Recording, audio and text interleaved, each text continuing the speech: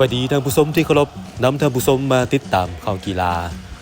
ฟุตซอลแขวงเวียงจันทน์ตั้งเป้าคว้าเหรียญคำงานกีฬาแห่งชาติครั้งที่12หากเฮ็ดได้คณะนำฟุตซอลแขวงพร้อมมอบเงินก้อนใหญ่เป็นของขวัญคณะนักกีฬาฟุตซอลแขวงเวียงจันทน์เจ้าของเหรียญคำอุดมไซเกม 2014 เว้าว่าเป็นแชมป์เก่าก็ว่าได้เพราะครั้งผ่านมา 2022 ที่เสียงขวางเกมบ่ได้บรรจุกีฬาฟุตซอลเข้าชิงเหรียญปัจจุบันทีมกำลังเก็บตัวฝึกซ้อมอย่างเต็มระบบที่เดินฟุตซอลสหพันธ์บาเตแห่งชาติลาวท่านพิทักษ์แสนธรรมวงศ์ผู้จัดการทีมฟุตซอลแขวงเวียงจันทน์ได้ให้สัมภาษณ์ว่ารู้สึกตื่นเต้นและดีใจหลายที่ได้รับหน้าที่เป็นผู้นำพาคณะนักกีฬาฟุตซอลบ้านเกิดเข้าร่วมป้องกันแชมป์ในงานกีฬาแห่งชาติครั้งนี้เป้าหมายพวกเขาที่ตั้งไว้เป็นสิ่งท้าทายสมควรซึ่งพวกเขาต้องพิสูจน์และผ่านพาไปให้ได้นักกีฬาสุดนี้ส่วนหนึ่งเป็นนักกีฬาจากสโมสร VPC สุดได้แชมป์ฟุตซอลลาวลีกปี 2025 ประมาณ 40 ส่วนห้อยผสมผสานกับนักกีฬาหน้าใหม่ต้องใช้เวลาปรับตัวเสื่อมเกมให้เข้าใจกันซึ่งผ่านมาการฝึกซ้อมเกือบ 2 เดือนเห็นว่ายังมีอีกหลายจุดที่ต้องเล็งปรับปรุงและพัฒนาให้ดีขึ้นเชื่อมั่นว่านักกีฬาจะสามารถสร้างผลงานได้ดีและถ้าเฮ็ดได้ตามคาดหมายก็คือการป้องกันแชมป์ทางคณะนำฟุตซอลแขวงเวียงจันทน์พร้อมจะมอบรางวัลเป็นเงินก้อนใหญ่เพื่อสุขยู่น้ำใจและสมเสยผลงานรู้สึกตื่นเต้นและดีใจหลายที่ได้รับหน้าที่เป็นผู้จัดการทีมนำทีมฟุตซอลไปแข่งขันในกีฬาแห่งชาติข้าพเจ้าหวังอย่างยิ่งว่าอยากเอาเหรียญคำไปฝากชาวพี่น้องชาวแข่งจันทน์เนาะมีความท้าทายหลายแล้วเนาะเพราะว่าพวกเขาเป็นแชมป์เก่าแต่ปีนี้พวกเขาหวังหลายว่าอยากให้ทีมฟุตซอลเฮานี้เข้าได้ฮอบที่เลิกๆเลยแล้วก็ความยุ่งยากหลายในการฝึกซ้อมเพราะว่ามันต้องได้เอานักเตะหน้าใหม่เข้ามาฝึกซ้อมหลายพวกเขาได้ตั้งใจฝึกซ้อมมาระยะหนึ่งแล้วเนาะประมาณเกือบ2 เดือนแล้วถ้าได้เหรียญคำนี้เขาก็วางเป้าหมายไว้อย่างชัดเจนเนาะตอนนี้การฝึกซ้อมไม่อย่างเขาก็มีการอัดฉีด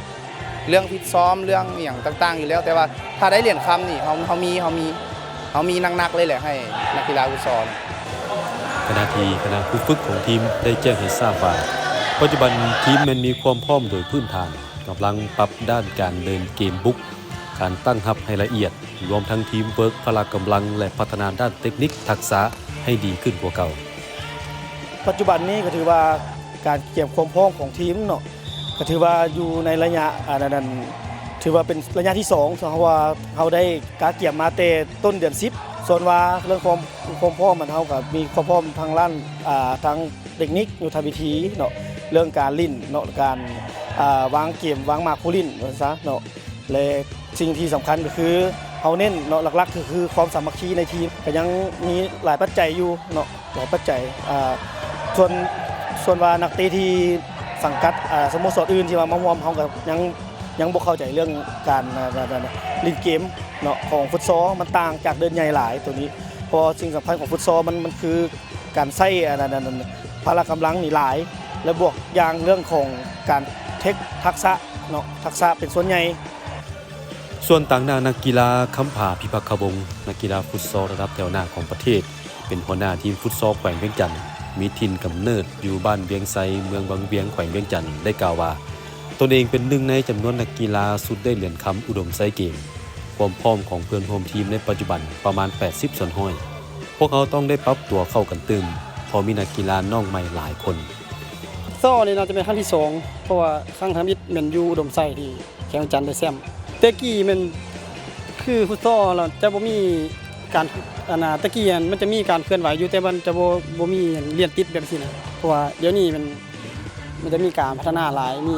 จัดแข่งขันมีลีกพื้นของทีมตอนนี้ก็ได้อยู่ประมาณ 7-80% ละเพราะว่ายังมี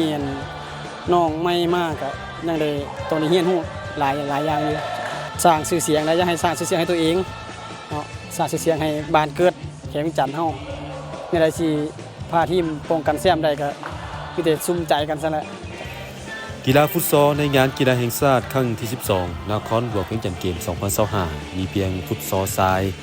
ปัจจุบันมี4ภาคส่วนแจ้งเจตจำนงเข้าร่วมคือนครหลวงเวียงจันทน์เจ้าภาพ แขวงสัญญบุรีไซกองและแขวงเวียงจันทน์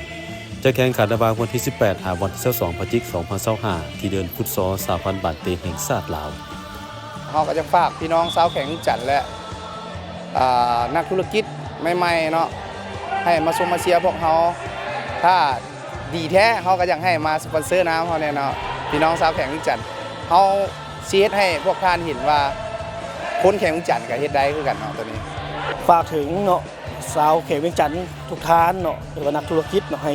มาสมมาเสียเนาะถึงติดขอบสนามเนาะและเป็นกำลังใจให้ทีมฟุตซอลเขตเวียงจันทน์ให้ได้ครับประสบผลสำเร็จในครั้งนี้หวังคว้าไซเรียกเหรียญคำเจ้า